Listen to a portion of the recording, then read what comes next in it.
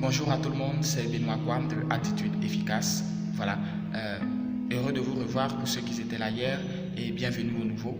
Voilà, donc cette aventure, je le signifie, c'est 30 vidéos qu'il faut qu'on réalise chaque jour, des vidéos de motivation. Voilà, et vous constaterez que la qualité sonore aujourd'hui n'est pas au rendez-vous, justement parce que je suis dans une salle qui n'est pas suffisamment travaillée. Voilà, mais je tenais quand même à faire cette vidéo parce que c'est avant tout un défi, c'est un objectif.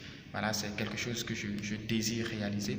Donc aujourd'hui, nous parlerons d'une citation japonaise qui nous dit que la réussite, c'est tomber 7 fois et se relever 8 fois.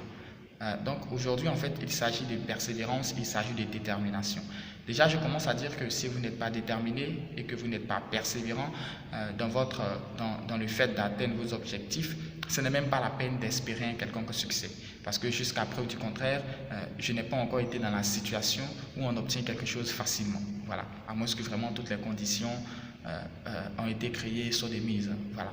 Généralement, il y a toujours un objectif que vous rencontrez, ou du moins il y a toujours une difficulté que vous rencontrez lorsque vous êtes en course vers l'atteinte d'un objectif. Il y a toujours quelque chose qui va venir s'opposer à vous, il y a quelque chose qui va venir constituer cet obstacle-là qui fera que vous ne pourrez pas réaliser ce que vous souhaitez.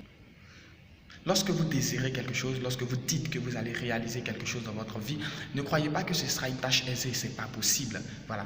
Je dis généralement que lorsque les mots ont été créés, lorsque les linguistes ont pensé à la création des mots, ils ont fait attention pour savoir dire les choses. Parce qu'effectivement, rien que dans la façon dont un mot est écrit et dans sa signification, on comprend à quoi il faut s'attendre. Généralement, on dit tous qu'on a des rêves. Un rêve. Mais à première vue, lorsqu'on parle de rêve, c'est bien sûr quelque chose qui est abstrait, c'est quelque chose qu'on ne peut pas réaliser. Ce sont des choses qu'on perçoit généralement dans la nuit, c'est quelque chose qui n'est pas à nos portées. C'est un rêve, c'est illusoire, c'est imaginaire. Et c'est justement parce que c'est illusoire, c'est imaginaire que c'est un rêve. Et que donc, lorsqu'on veut réaliser un rêve, ça signifie qu'il faut qu'on rentre dans un combat qui va constituer à transformer notre imagination, à transformer ce qui nous semble illusoire entre une réalité pertinente et une réalité évidente, une réalité palpable. Donc, c'est forcément quelque chose qui va demander des efforts. Tombe 7 fois et relève-toi 8 fois. C'est ça le succès.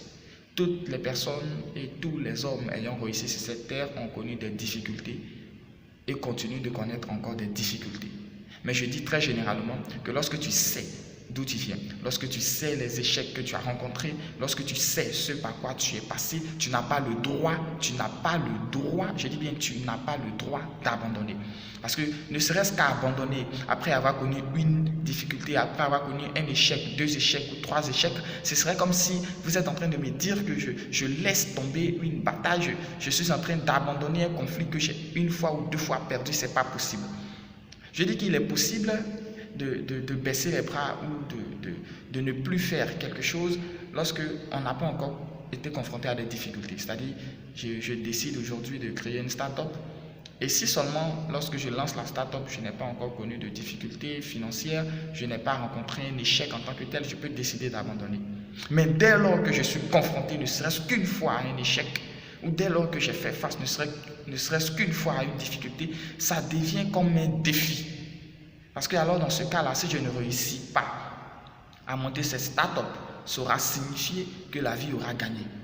Ça aura signifié que les difficultés l'auraient emporté sur moi. Aurait signifié que je ne suis pas capable. C'est pourquoi je dis que l'arrogance, c'est quelque chose qu'il faut bannir, mais à un certain niveau, c'est quelque chose qu'il faut cultiver. Oui, être arrogant parfois, c'est ça. Ça permet la réussite. Parce que quelqu'un qui est arrogant, dans le bon sens du terme, si bien sûr on peut appeler ça comme ça, c'est quelqu'un qui, lorsqu'il est confronté à un échec, ça le frustre tellement, ça touche tellement son ego, c'est quelque chose qu'il ne peut tellement pas admettre, parce que dans sa tête à lui, il n'est pas né pour échouer, qu'il va faire tout ce qui est en son pouvoir pour réussir coûte que coûte. Et c'est ça. Je n'ai pas encore vu un riche homme, ou je n'ai pas encore vu un dur combattant qui n'est pas arrogant. L'arrogance, ce n'est pas dans le fait de montrer qu'on est au-dessus de toute chose, dans le fait de montrer qu'on, je ne sais pas, qu'on vaut plus que les gens. Non, l'arrogance, c'est dans le fait de se lever contre les situations de la vie et de dire que toi, la difficulté que voici, tu ne m'empêcheras pas d'atteindre mon objectif, ce n'est pas possible. C'est ça, être arrogant dans le bon terme. C'est pourquoi aujourd'hui, il faut qu'on puisse comprendre cela également. Alors, je vous invite à développer cette arrogance-là dans l'atteinte de vos objectifs.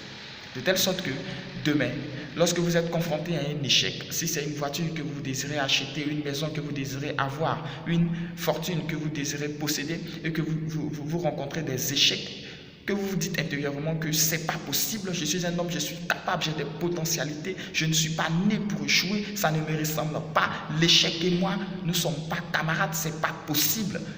J'ai tout ce qu'il me faut pour réussir dans ma vie. Que vous ayez cette motivation-là, cette arrogance positive de vous lever contre les choses. Pour que lorsque vous tombiez une fois, 2 fois, 3 fois, 4 fois, 5 fois, 6 fois et même 7 fois, vous ayez cette force d'esprit, cette force de caractère, cette force de mentalité de dire que l'échec et moi ne sommes pas camarades.